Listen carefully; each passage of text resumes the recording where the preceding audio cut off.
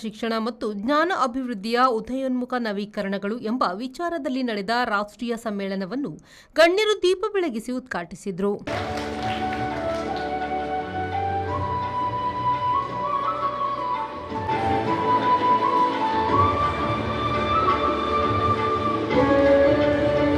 ಕಾರ್ಯಕ್ರಮದಲ್ಲಿ AJ institute of medical ಸೈನ್ಸಸ್ನ ಸಹ ಪ್ರಾಧ್ಯಾಪಕರಾದ ಡಾಕ್ಟರ್ ಚಂದ್ರಶೇಖರ್ ಆರ್ ಅವರು ಕಾರ್ಯಕ್ರಮದ ಗೌರವ ಅತಿಥಿಯಾಗಿ ಪಾಲ್ಗೊಂಡು ಮಾತನಾಡಿ, ನಾವು 4 ವರ್ಷಗಳ ಕಾಲ ಕಷ್ಟಪಟ್ಟು ಓದಿದರೆ ಮುಂದಿನ 40 ವರ್ಷಗಳ ಕಾಲ ಸುಖವಾಗಿ ಜೀವನ ನಡೆಸಿಕೊಳ್ಳಬಹುದು. ಹಾಗಾಗಿ ಓದಿನಲ್ಲಿ ಹೆಚ್ಚೆಚ್ಚು ಆಸಕ್ತಿಯನ್ನು ಮೈಗೂಡಿಸಿಕೊಳ್ಳುವುದು, ಆ ಮೂಲಕ ಸಮಾಜದಲ್ಲಿ ಉತ್ತಮ ವ್ಯಕ್ತಿಗಳಾಗಿ ರೂಪುಗೊಳ್ಳುತ್ತೇವೆ ಎಂದರು.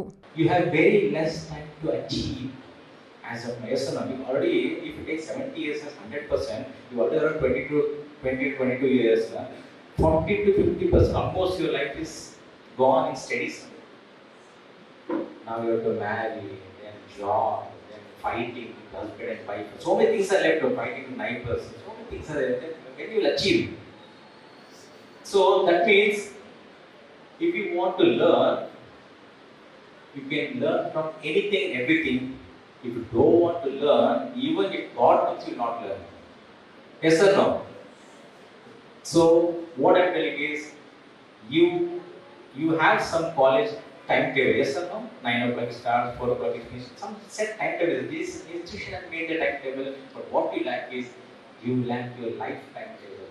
ಈ ವೇಳೆ ವಿವಿಧ ಸಂಸ್ಥೆಯ ಮುಖ್ಯಸ್ಥರು ಸೇರಿದಂತೆ ಗಣ್ಯರು ಉಪಸ್ಥಿತರಿದ್ದರು. ನಾಗೇಶ್ ಕಾವೂರು, ವಿ4 ನ್ಯೂಸ್, ಮಂಗಳೂರು.